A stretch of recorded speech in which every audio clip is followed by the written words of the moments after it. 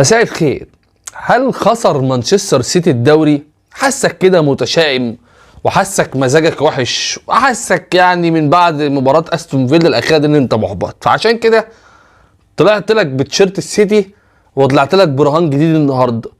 هل كسب خلاص ارسنال بطولة البريمير ليج والدوري الانجليزي؟ خلاص ارسنال حسمها، فحسك برضو متفائل قوي وحسك حضنت خلاص البريمير ليج وحطيته على الدولاب، فبرضه قلت الحقك، قلت انت صاحبي برضه تشجع ارسنال وتعز عليا يعني، فانا مش هسيبك وهلحقك النهارده. هلحق جمهور مانشستر سيتي بان اديله جرعه تفاؤل، وهلحق جمهور ارسنال بان اقول له خلي بالك شهر ديسمبر ده شهر صعب جدا، وعشان صعب جدا فتعالوا نخض كده شهر ديسمبر ونظبط كل الحاجات اللي جواه ونشوف مين اصلا الترتيب في اخر ديسمبر. ممكن يكون مش هكلمك على اخر بريمير ليج، لا اوعى تفكر انا هكلمك على اخر بريمير ليج بس، لا يا صاحبي، ده انا هكلمك على اخر ديسمبر، وهتتفاجئ لما اقول لك على اخر ديسمبر النهارده بالترتيب اللي انا هقوله لك النهارده. والله هتتفاجئ. هتتفاجئ ايه؟ تتفاجئ وتحدي على الكلام اللي احنا هنقوله، واثبتوا الحلقه ديت بالتحدي وربنا يستر وما يتقطعش وشنا يعني بعد كده. بس ان شاء الله احنا قد التحدي، وهنقول لك تحدي ان الترتيب اللي في دماغك هنقفله لك غلط خالص لانه اكيد غلط. فتعالوا نتكلم على البريمير ليج ومباريات شهر ديسمبر ومين الترتيب هيكون عامل ازاي. وجمهور السيتي تفائلوا، جمهور ارسنال خليكم زي ما انتم متفائلين بس بشروط ان في لعيبه 2 لعيبه يفضلوا مستمرين على مستواهم، حاجات كده هنقول لك النهارده. بس انت يا معلم عايزك كوبايه شاي حلوه كده زي دي كده، كوبايه شاي زي ظريفه زي دي، تكون كبيره كده وحلو، وتكون انت قاعد عايزك تمزمز معايا في الحلقه دي، لان الحلقه دي هتخرج منها بشويه حاجات صدقني هتكون مزاجك حلو. وعشان تكون مزاجك حلو اكتر اوعى تنسى تعمل سبسكرايب، تشترك في القناه، ده اول كلام بينا يعني، اول شعار بينا، سبسكرايب واشترك في القناه، لايك على الحلقه دي. بس لايك ايه؟ عايز لايك يكسر الحلقه، عايز اكسر الحلقه دي، عايز اجمع اكبر لايكات ممكنه علشان نستمر في السلسله الحلوه دي. فتعالوا بينا نتكلم على احداث البريمير ليج. ومساء الخير عليكم جميعا، عشان معاكم محمد ندى وبرنامج ملعبنا والحديث على شهر ديسمبر كاملا ومباريات التوب فور. فيلا بينا. السلام عليكم ورحمة الله وبركاته، اهلا وسهلا بكم في حلقة جديدة من البريمير ليج. تعالوا اول حاجة في بداية الحلقة كده نتكلم على مباريات ارسنال القادمة ومباراة السيتي القادمة، مباراة توتنهام القادمة اللي كان اولها النهارده، انا بسجل الحلقة دي بعد مباراة توتنهام بالمناسبة يعني. مباراة الكبار تروح لفين؟ انا هديك تدكايه كده ان الترتيب هيختلف تماما غير اللي في دماغك. يعني الترتيب دلوقتي مانشستر سيتي رابع، في نهايه ديسمبر لو ارسنال الاول هيكون بالتساوي مع مانشستر سيتي. خدها مني بقى اهو، يعني نقط كده عريضه وخطوط عريضه واكتب اللي انا هقوله لك وشوف، ونتقابل بعد ديسمبر. نهايه ديسمبر الحالي لو مانشستر سيتي تاني فهيكون متساوي مع ارسنال في النقاط، لو ارسنال اول هيكون بتساوي مع مانشستر سيتي، ده ان ما وصلش تاني. ايه يا عم اللي انت بتقوله ده ارسنال مش انا على فكره قدرات ارسنال السنه دي مختلفه جدا، وارسنال بيقدم كره ممتعه يستحق فيها فعلا انه ياخد بطوله البريمير ليج، وانا شجع مانشستر سيتي، بس تمنيت والله ان انا اشوف النسخه دي من الارسنال بتاخد بطوله كبيره زي البريمير ليج. احنا بنتكلم بكل صراحه يعني وشفافيه بامانه يعني. تشجيعنا للسيتي هو خاص بقدرات السيتي وخاص بجوارديولا، بيب جوارديولا اكتر يعني. طيب فتعالوا بينا نتكلم شويه كده ندردش مع بعض. ارسنال عنده 5 مواجهات الشهر ده، 5 مواجهات كبيره جدا من وجهه نظري. عنده المباراه اللي جايه ودي اصعب مباراه، هيقابل استون فيلا. فين بقى يا معلم؟ في ملعب استون فيلا. يعني استون فيلا ياخد السيتي وبعدين ياخد ارسنال على طول، وهو لسه منتشي وكسب ارسنال والترتيب والثالث بعد كده يلاعب برايتون على ملعبه، برايتون فرقه بره بتلعب احسن من جوه على فكره. بعد كده يخرج لليفربول، 3 مباريات صعبه جدا جدا. بعد كده يلاعب ويست هام اللي لسه كسب توتنهام من شويه بالمناسبه يعني. بعد كده يخرج لفولهام. 5 مباريات كبيره جدا. لو ارسنال فاز بال5 مباريات دي انا بقول لك من دلوقتي شيك هاند، مبروك الدوري اهو. زي ما بنتكلم على اللي احنا تحدينا في اول الحلقه، لا بكلمك بكل صراحه، لو ارسنال قدر يفوز بال5 مباريات دي طب لو اتعادل مباراه واحده وفاز بالاربعه، فرصه تكون 60% بالفوز بالدوري. هيكون هو النسبه الاكبر برضه بالفوز بالدوري. ارسنال لو اتعادل مباراه واحده وكسب الاربعه باشا، خسر مباراه واتعادل مباراه وكسب الثلاثه مش باشا، لان السيتي هيلعب 4 مباريات بس. اسف بقى، مش هقدر اديك اكتر من كده. يعني لو فاكر اديك اكتر من كده تبقى انت بتحلم، فما تحلمش اكتر من كده. يعني ده اخر معاك يا حبيبي، اخر معاك يعني تتعادل ماتش بس من الخمسه اللي جايين، ده اخرنا. غير كده السيتي هيبقى قطر في الايام اللي جايه دي. واقول لك ليه، واقول لك كمان المشاكل اللي ممكن يعاني منها الارسنال. تفتكر ارسنال وهو بيلعب ديسمبر 5 مباريات تقيله جدا زي كده هيفقد كام لعيب في الفتره اللي جايه اصابات؟ وهل هيقدر يحتفظ بالقوام الرئيسي ان هو يلعب كل المباريات اللي جايه، خصوصا ان السيتي يستعيد اصلا المصابين اللي غالبا هيكملوا معاه الموسم، وهيستعيد كل الناس المصابين والفرقه بدات تكتمل. ومن هنا فريق بدا يكتمل وعنده مباريات وعدد اقل وضغوط اقل، وفريق بيلعب 5 مباريات كبيره جدا منها احتكاكات كبيره وخارج وداخل، ولو في كام لعيب ممكن يقع يكمل اصلا المرحله اللي جايه. فحط بس العلامات دي وفكر فيها كويس لحد ما اقول لك ان السيتي هيلعب 4 مباريات.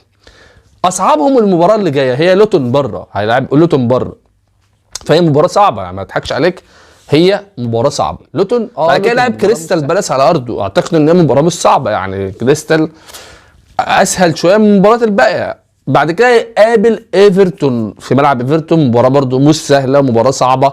بعد كده يقابل شيفيلد على الارض. دول ال4 مباريات اللي هيلعبهم، بس 4 مباريات اقل الفرق اللي هتلعب في شهر ديسمبر عشان طبعا كاس العالم للانديه. ندخل بقى ايه على صديقنا ليفربول. ليفربول عنده مدعكه حرفيا يعني، كل الفرق عندها مدعكه. عشان كده بقول لك دول هيخرجوا بايه يعني. انت حسبت القصه دي ولا ما حسبتهاش؟ جبت آلتك الحاسبه ولا ما حسبتش الكلام ده؟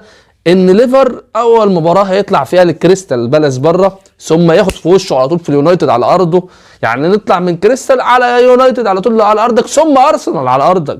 فانت مباراتين مجهدين جدا، هتخسر فيهم كام لعيبه وهتركز فيهم قد ايه، وهتلعب 5 مباريات. بعد كده تلعب بيرنلي بره، ثم تلعب بنيوكاسل كمان في الداخل. فانت عندك المباراتين اللي بره مش صعبين، لكن انت عندك اليونايتد وارسنال على ارضك.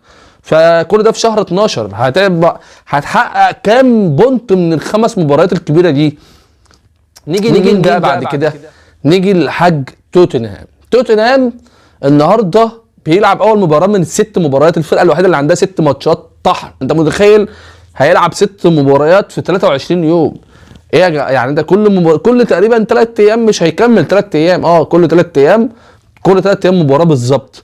ومباريات بره وجوه وسفر ومدعكه. ده العيال على ما تغير الترنجات بتاعتها مش هتلحق تنشف. الترنجات اللي هينشروها على الاحبال بتاعتهم مش هتلحق تنشف. والله ده هيلعب كل 3 ايام ماتش. لو الدنيا شتت وجاله برد ولا حاجه مش هيقدر يكمل يعني 6 ماتشات. فتوتنهام هيقع وبداها بالوقوع. النهارده قابل الويست هام، اخد في وشه على طول وخسر اول 3 نقاط عشان يفضل حتى بعيد عن السيتي. بس السيتي في المركز الرابع كده مرحرح كده على نفسه، انا في الرابع لوحدي ومرحرح اهو. فالرحرحه مع السيتي يا سيدي ماشي، رحرح الرابع مفيش حد بيضايقك يعني، مفيش حد بيضايقك خالص. هيلعب 4 مباريات داخل ارضه و2 خارج ارضه. هو هيلاعب نيوكاسل على ارضه، جبنا لك نيوكاسل اول المباراه اللي جايه على ارضك عشان نعنسك، ثم نوتنجهام تخرج بره نوتنجهام، ثم ايفرتون تخرج لها بره، ثم بورنموث على ارضك. فبرضه 6 مباريات مش سهلين. انت هتلعب 6 مباريات ايا كان هم، انت هتلاعب ابن اختك وابن عمتك وابن خالتك، ف6 مباريات اصلا يقسموا وسط اي حد. فهل بعد الهيصه دي كلها انا هنا حذفت شويه مانشستر يونايتد من القاعده؟ انا اسف يا مانشستر، اسف والله معلش. اصدقاء تنهاج وإيريك تنهاج واصدقاء ماجواير واصدقاء كل الحاجات الحلوه دي انتوا على دماغي والله، وانا اسف جدا ليكم وبحب جدا مانشستر يونايتد. بس انا اسف مانشستر يونايتد السنه دي بعيد كل البعد عن انه يفوز بالدوري او عن انه ينافس على الاربعه الكبار. حتى وان خسر توتنهام النهارده فما زال مانشستر يونايتد، انا اسف والله لسه بعيد، لان انا اصلا مش مقتنع على الفانتازيا اللي بيعملها إيريك تنهاج المباراه دي او الموسم ده يعني. فتعالوا بقى نرجع لصفحتنا الجميله بعد ما قلنا لك المباريات وظبطتك كده. نشوف بقى مين ياخد مين ومين يكسب مين. صح معايا بقى، ولو كوبايه الشاي خلصت مش هقول لك اعمل واحده تانية. يلا بينا. طيب بعد ما قلت لك المباريات وظبطت لك التظابيط وحطيت لك كل حاجه على الترابيزه اللي قدامك، تعالوا بقى نحسبها بقى الحسب بتاعتنا الظريفه. ارسنال عنده 5 مباريات، 2 منهم داخل ملعبه و3 خارج، يعني 2 داخل و3 خارج. انت عايزك تتخيل كده ان ال3 الخارج فيهم ليفربول وفولهام واستون فيلا، دول ال3 الخارج، استون فيلا ليفربول فولهام. انتوا متخيلين صعوبه الماتشات عامله ازاي على فريق ارسنال؟ صعبين جدا جدا جدا جدا، اصعب مباريات يمكن في السيزون كله. بعد كده مانشستر سيتي عنده 4 مباريات، 2 خارج و2 داخل، بيعرف بيدلع نفسه كده، لوتون وكريستال، يعني هو شويه دلع كده بالنسبه لمانشستر سيتي. وكمان هيستعيد لعيبه، يعني انت عايز تقنعني لما هيستعيد دي بروين ده قصه تانية، لما رودي هيستعيده قصه تانية. رودي اعتقد انه ما عادش هيغيب بقى طول الموسم، الدنيا هتبدا تتظبط. لو في حصاله غايبه في مانشستر سيتي هتلاقيها حاضره الايام اللي جايه دي. ليفربول عنده 5 مباريات، 3 منهم في الداخل، منهم يونايتد وارسنال. عايزك بس تتخيل 3 في الداخل، تقول بقى ظابطه فيهم ارسنال، البس ارسنال ويونايتد صباح الفل يا حبيبي، الفل يعني قشطه. يعني توتنهام عنده 6 مباريات، الراجل اللي ما استنانيش اكمل الشهر واقول لك انه يلعب كل ده ايام، وقام بادئها النهارده بوست هام اخد في وشه. فاجمالا ارسنال عشان يكسب الدوري، نحسبها بقى كده حسبة قشطه، يعني 4 مباريات يفوزهم وتعادل مباراه، مسموح لك تخسر 2 نقاط في ظل ان السيتي يلعب مباريات اسهل. يعني السيتي هيكسب ال4 مباريات اللي جاي بنسبه 90%، فمسموح لك تخسر 2 نقطتين عشان تفضل الاول ب4 نقاط. طب خسرت 4 نقاط، اتعادلت مباراتين في اللي جايين وخسرت 4 نقاط، اعتقد هتفضل الاول. يعني اعتقد لو اتعادلت مباراتين بس هتفضل الاول، لو اتغلبت مباراه واتعادلت مباراه فهتبقى الاول بنقطه. يعني لو اتغلبت مباراه واتعادلت مباراه هتبقى الاول بنقطه. اما ان خسرت مباراتين فكل عام وانتم بخير، السيتي بقى الاول. يعني لو خسرت مباراتين، فاعتقد ان اللي ارسنال زي ما انا قلت لك، اللي هيفضل اول بعد شهر ديسمبر بفرق نقطه وحيده عن مانشستر سيتي، لا هيفضل اول بتساوي في النقاط. ده اللي احنا اتكلمنا فيه. السيتي توقعاتي الشخصيه هيكسب ال4 مباريات اللي جاي. ليفربول على الاقل خلاص من ال5 مباريات اللي جايه، وجهه نظر انا هيفقد 5 نقاط. توتنهام هيفقد 6 نقاط فقط، منهم 3 النهارده في 6 مباريات اللي جايه.